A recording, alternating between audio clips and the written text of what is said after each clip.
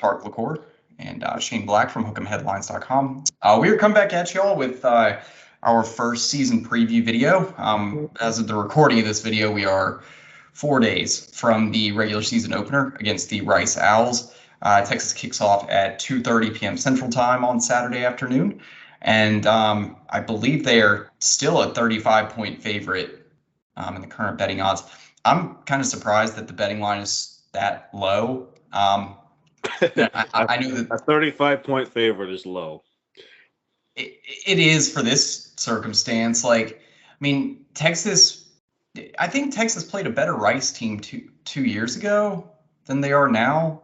That's hard to believe with JT Daniels there, but yeah, maybe. That was the shutout when Casey Thompson's first start, right?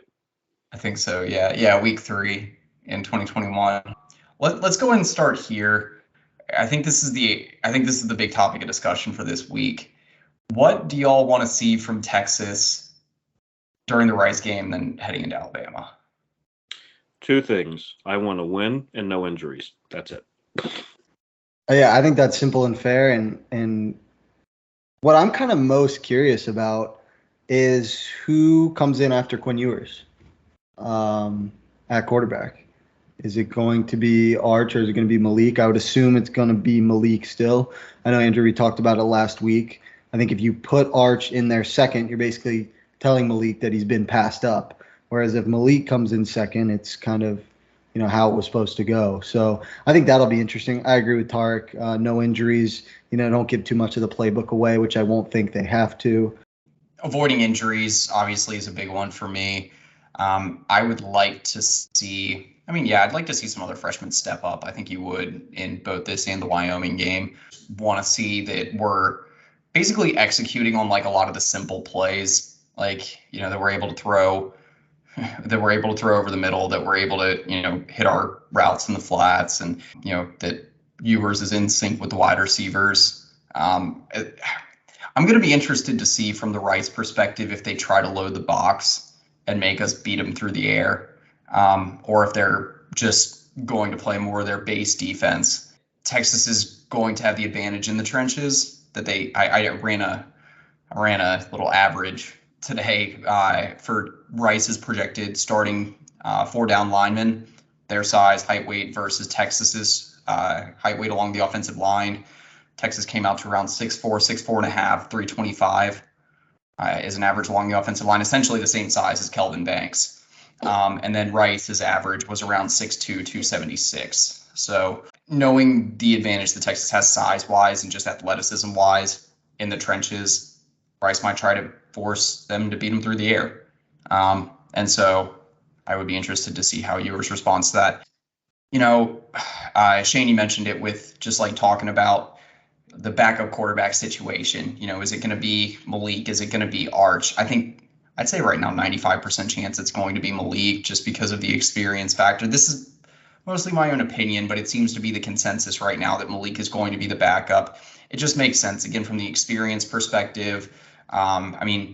It avoids the narrative that Arch is pushing Quinn for the starting job if you give Malik the backup job there. And I think Murphy, since spring ball, has kind of been viewed as the favorite until maybe late in fall camp to win the backup job. And, if that changes throughout the season, if Arch plays better and, gets Malik for the second team spot, I think that's probably a good sign of progress from him. Or, if Malik ends up coming through in a big way, we need the backup quarterback spot solidified heading into Big 12. Well, we probably need it solidified heading into Bama. That's a no doubter. Other than that, what freshmen would y'all be watching to kind of step up this week? Whether it's ones that are viewed as will be contributing immediately anyway, or guys further down the depth chart.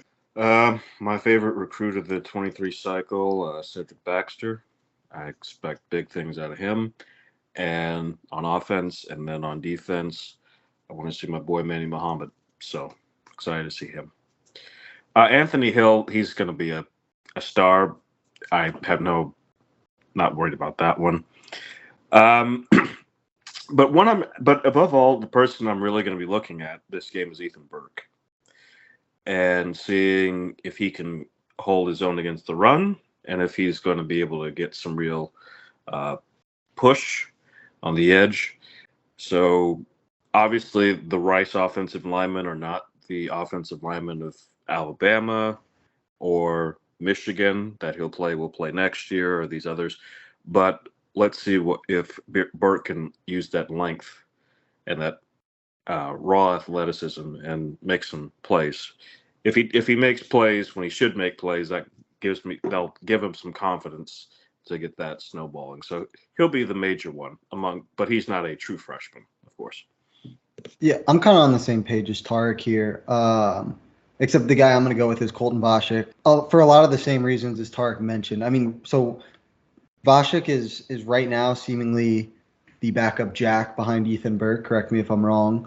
And this will be a good game for him to get a lot of reps. He'll be in there early. Rice will be down by a lot, so they're probably going to be throwing the ball a lot. And looking at this Rice team, I think they're going to be pass first throughout the whole season, regardless of what the score is, just with JT Daniels. And they got, guys like Luke McCaffrey and Bradley Rosner outside who bring a lot of experience back. So I think it's going to be a good opportunity for a lot of these young defensive ends to, pin their ears back and get after the quarterback. And, speaking to what Tarik said, if you can't get the quarterback down against the Rice offensive line, especially when that quarterback is JT Daniels, who doesn't move well, that, lends itself to, a little bit of problem heading into the Alabama game when you're potentially playing an athlete like Jalen Milroe at quarterback. So I think I don't have a number in mind, but just for the Texas defense to not only get good pressure, but bring Daniels to the ground, I think that'll be pretty important.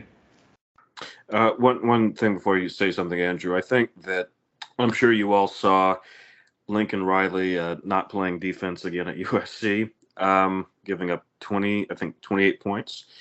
So one thing for sure is whatever the defense comes out, and they definitely can't be giving up a ton of points to a bad opponent. They need to be solid like they were last year in the Open. JT Daniels, he's not even the same version of himself that he was, let's say, 3 years ago. And he doesn't really have that much skill talent around him. I know a lot of people talk about Luke McCaffrey, but McCaffrey's going to be on Jahdae Barron a lot, and I wouldn't doubt that he ends up double covered or at least shaded on a lot of routes that he runs on Saturday. And so I think that he shouldn't really be much of a factor. We'll see, though. Maybe once Texas puts in the backups, he's a little bit more involved, or at least gets the ball more often. Shane, to your point about pressures and just getting to the quarterback, yeah, I mean, this should be a coming out party for Ethan Burke. Rice allowed 17 sacks last season. They had the third worst offensive line in terms of pass blocking efficiency in the Conference USA. I think the only two teams below them, FIU and Middle Tennessee. FIU was one of the worst teams in all of the FBS last season. And so, yeah, the pass rush has to be on point.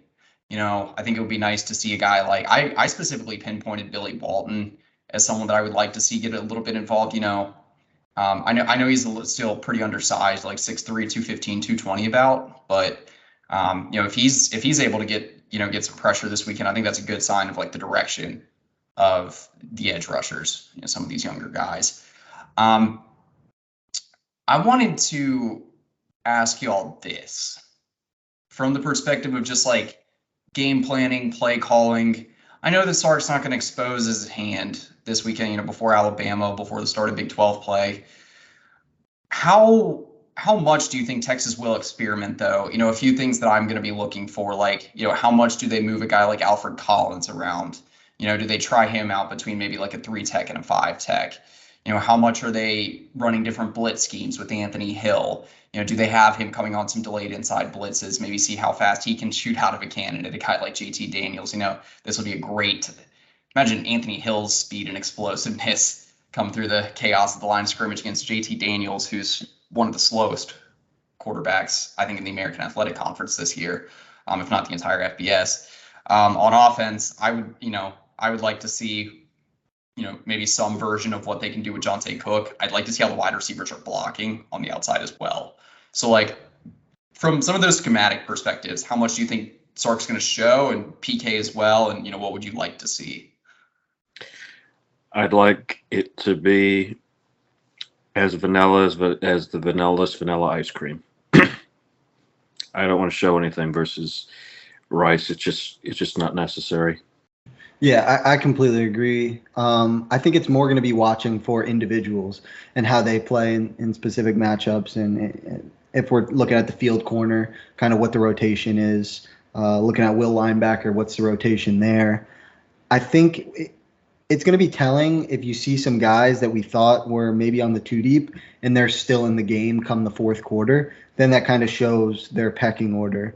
But I'm interested more on how rotations play out and how, individual assignments, how people handle individual assignments, because I think it is going to be pretty vanilla. And in that sense, it's just kind of one-on-one football. You show me your best. And I'm excited to see like younger guys really prove themselves.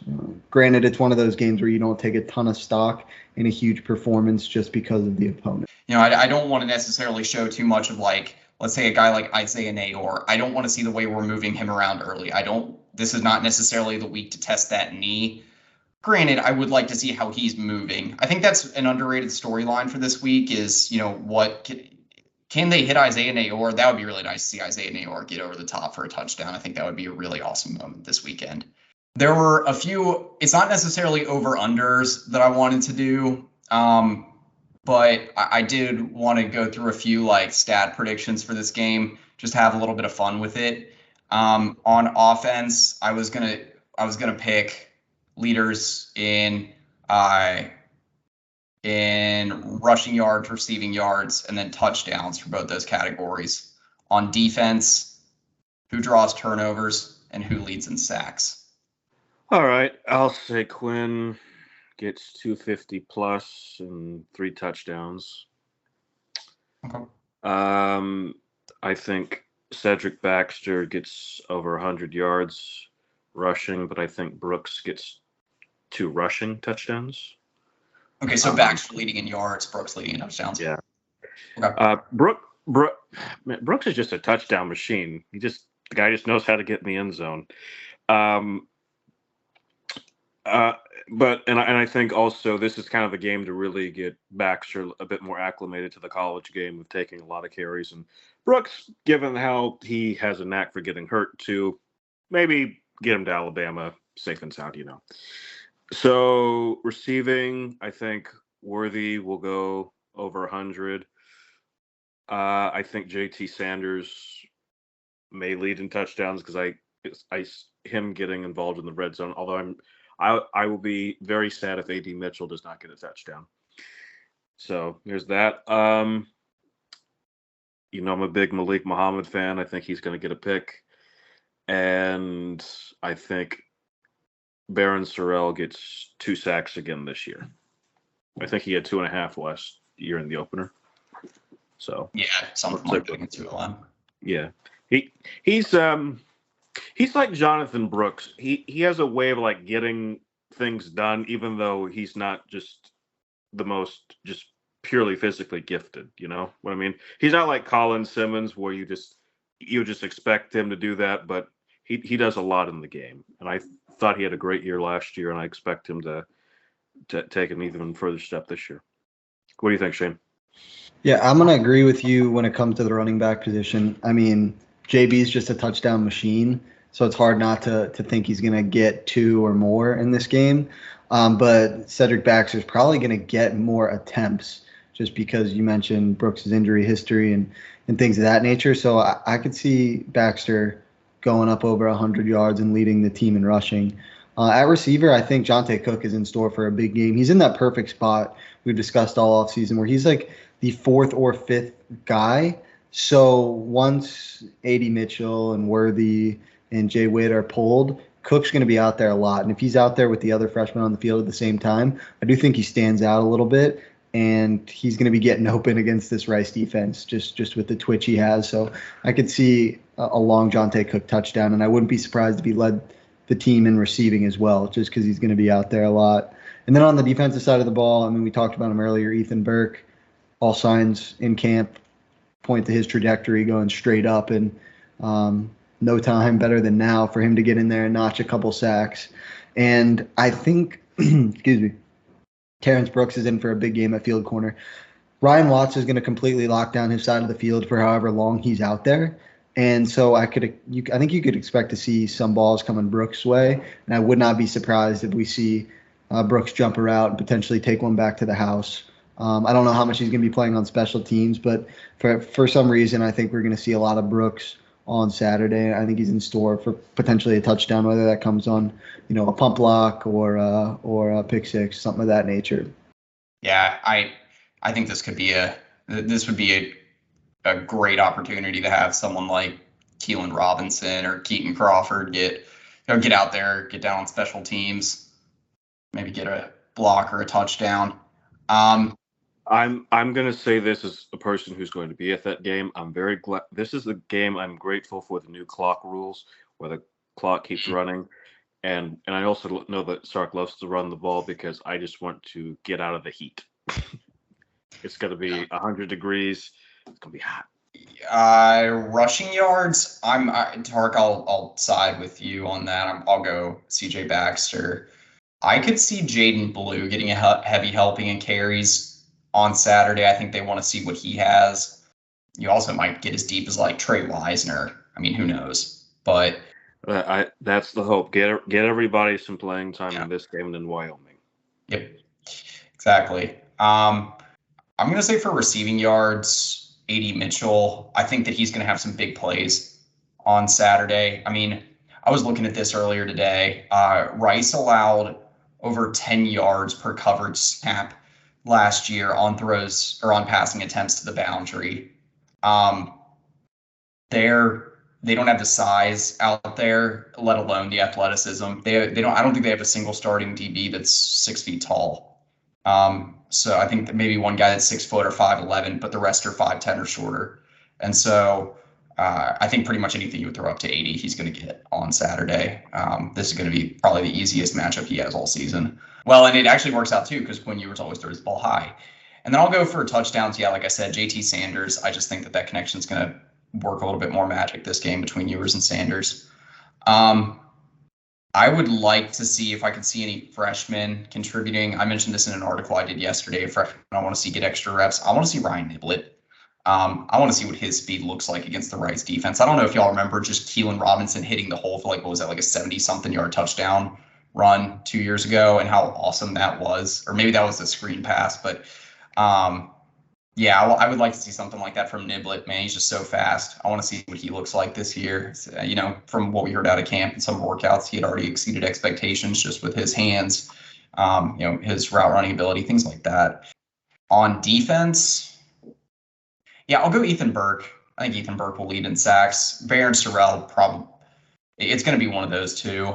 I just don't think that we're going to have anyone else that's going to be as capable of getting to the quarterback. Plus, I really just feel like Ethan Burke has so much to prove in this game. He's really been chomping at the bit to get after it. He made a lot of progress in fall camp the last 2 years and finally getting his opportunity to start. And then I'll go Jahdae Barron. I think just him being all over the field and how much they're going to probably try to target, the nickel position. I think Jahdae is going to have a big day on Saturday. Granted, I don't know how many reps he's going to take because I think they want to get Austin Jordan and Jalen Gilbo out there. I want to see what both those guys look like this fall at the star position. And then who I want to see on defense otherwise, I would pick. I really want to see what Gavin Holmes can do, but I know he's going to get a lot of reps this season anyway, so that's probably not the best answer. I want to see what Leon Lafau can do against a Rice team in the flats. It sounds like Leon Lafau's look pretty game ready, and I think he could end up pushing for the backup Mike linebacker job if he plays well enough against teams like Rice and Wyoming. If he gets that backup job, though, he's going to get reps at other points during the season at some point. So. Well, you got to start getting him ready now because Ford is going to be NFL bound. Right. But I think that Jet Bush is probably the second team Mike linebacker at the moment. Maybe there's an or next to their names, but I think that Lafau should be the backup there by the end of the season. Yeah, that's pretty much all I have for that. You know what? I think we're good to go ahead and get into this. Um, I mentioned earlier the score. I think the over under is it 56 for this game. Mm-hmm. Um, I haven't done my score prediction yet, but I did an article today on 3 reasons why Texas could put up 70 against Rice. So I think that shows where my mindset's at. I'll go 59-6. 56-0. I am going 55-13. Gonna have a little spice for the defense. Well, you're probably thinking late game they maybe pull something off. Yeah, I mean, JT Daniels is experienced and they have decent receivers. Like when we put some of those younger guys in, I wouldn't be surprised if they scored a touchdown and were able to get down the field once or twice. So I would be a little concerned at what they could do if they still had Brad Rosner. He would have been a difference maker for them on the boundary, but I kind of wish we were opening up against UTSA, to be honest with you, which would be a decent challenge. it would. But what do we have, like 2 injuries against UTSA last year? They're just such a physical team that Did we have injuries against UTSA? I can't remember.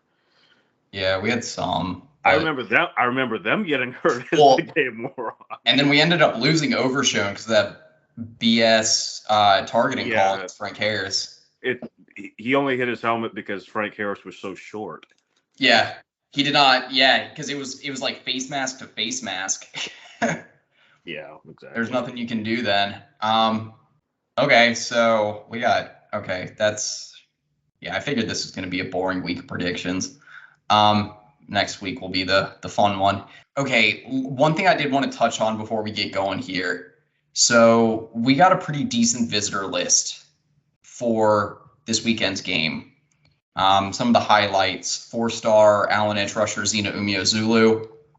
He'll be on campus again. I'm sure he'll be in multiple games this fall. You also got 4-star. This is the biggest one, I think. 4-star John Eric cornerback and Florida commit Wardell Mack. And then a couple. I love how he commits 2 weeks ago and then he's on Texas campus. Yep, and then he's going to be on Florida State's and then LSU's all before the end of September. So the only one he's not seeing is Florida. So what do y'all think that there's going to be any kind of noise coming out of the weekend? I know a lot of that depends on 5-star defensive lineman Dominic McKinley, but what are you looking for from some of these top recruits that are going to be on campus? And then, maybe if you had to pick one or two of them to really come away impressed and really for Texas to make an impression on, who would you pick? If I can mention a couple of their names: 5-star 2025 offensive tackle Ty Haywood, and then 4-star 2025 edge rusher Kamari Morgan. Yeah, my focus would be on Zina. Get that other edge to pair with Colin Simmons. Yeah, I think just the fact that Wardell Mack is taking all these visits means something. I think there's a slight chance that he's just like, hey, I'm getting these visits, I might as well use them. But I definitely feel like there's something more to that. And when we missed out on him, that was pretty big. So I think a chance to create some positive momentum this weekend would be huge. If we get the McKinley commitment and then just absolutely plaster Rice, that would be massive to get some positive momentum swirling back there. And I will say, so Texas had a strong summer by all accounts. Especially the 2 major recruiting weekends in June went very smoothly. I'll be intrigued to see if that momentum carries during the season, obviously, because game visits are much different than summer visits. I think just kind of hearing how the weekend goes as a whole will be huge too, because if it's another strong weekend, everything was set up well and people come away saying great things, then I think that's solid for what Texas should expect as they invite other people to campus throughout the season. Yeah, I mean, I think that Texas is going to have a huge opportunity on some of these visit weekends this month. So look at it this way, right? You got Wardell Mack coming to campus on Saturday. You got, let's say you weigh in McKinley on Friday, right? So you get another 5-star from Louisiana in the boat in the 2024 class. That has to impact Wardell Mack to some extent. And then let's say, maybe you beat Bama, but let's just say you play well against Alabama. You look good again. You challenge them. You still have momentum heading into Wyoming and then Big 12 play. Some of the visitors, Wyoming is going to be one of the biggest visit weekends of the fall. You got Danny Okoye, Ryan Wingo. I do believe KJ Lacey is thinking about coming to that game. I'm missing some other big recruits, but you got some big 5-stars coming to camp. Oh, Terry Bussey potentially could be on campus that weekend too, before his decision on September 28th. So if you get McKinley in the boat, you've got some real opportunities here to finish out the 2024 class on a very bright note. That's all I would say. And then, 2025, you got some big guys. 2026, Isaiah Williams. If you're looking for a name to pay attention to, I've been harping on him the last few weeks on the site. I really like his game. He's another safety or defensive back playing next to 3-star 2024 Texas target Joshua Lair, if that rings any bells for anyone. Isaiah Williams, though, is going to be one of the best defensive backs in state in the 2026 class. I'm really excited to watch more of him this fall. No, just excited that we made it. This is more about going and seeing friends and being back at AKR and things like that. That's what this is about. It feels like we're playing an FCS team to some degree. No offense to Rice, but Rice is a great school, but not in football. Exactly. Anyway, for Andrew Miller, Tarik LaCour, Shane Black, and Hook'emHeadlines.com, that's pretty much it. Hook 'em. Hook 'em.